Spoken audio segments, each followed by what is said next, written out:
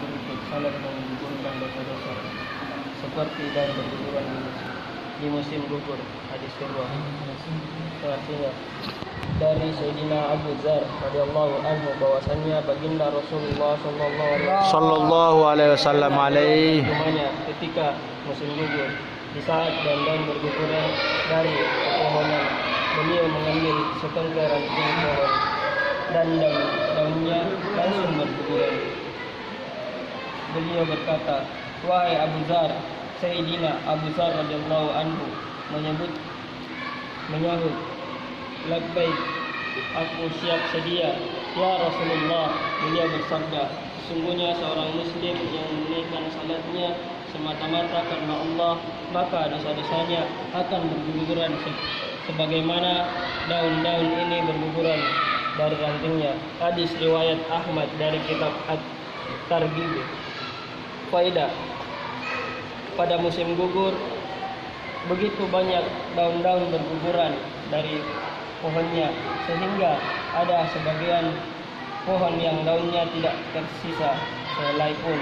Baginda Nabi sallallahu alaihi wasallam hasil salat yang dikerjakan dengan ikhlas, semua dosa diampuni hingga tidak ada satupun yang tersisa. Selanjutnya, untuk dosa-dosa besar perlu bertaubat secara khusus.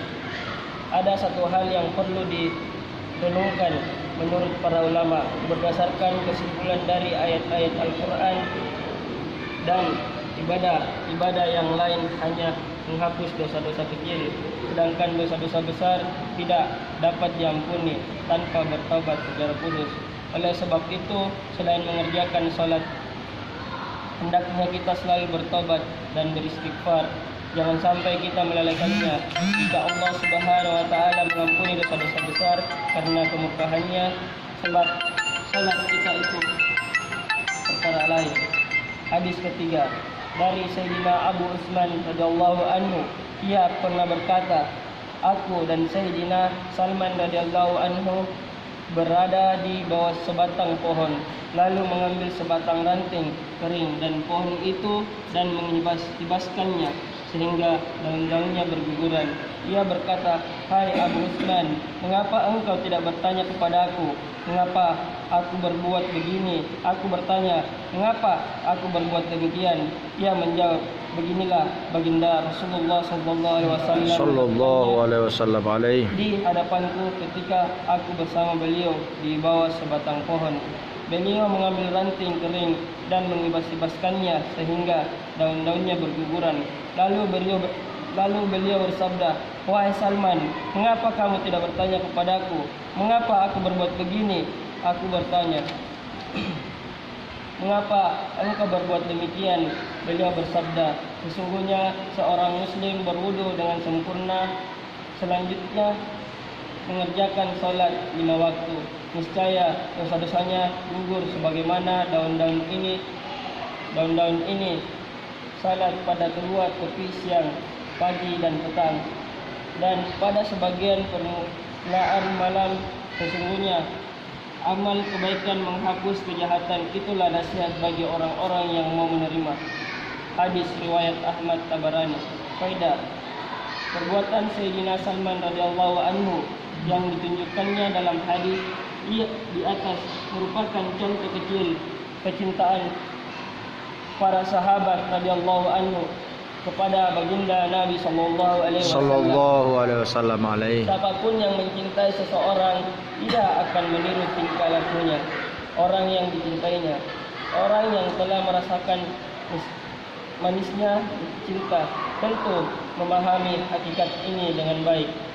Begitu juga para sahabat radhiyallahu anhu ketika meriwayatkan sabda-sabda baginda Nabi sallallahu alaihi wasallam. Allahumma shalli wa sallim alaihi. Sering menirukan perbuatan beliau seperti ketika beliau menyampaikannya.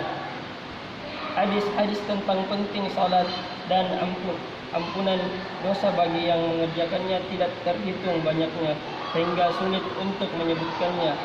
Semuanya di sini sebelum hadis ini sudah diriwayatkan hadis-hadis mengenai hal itu. Para ulama membatasi ampunan tersebut hanya untuk dosa-dosa kecil sebagaimana telah diketahui sebelumnya.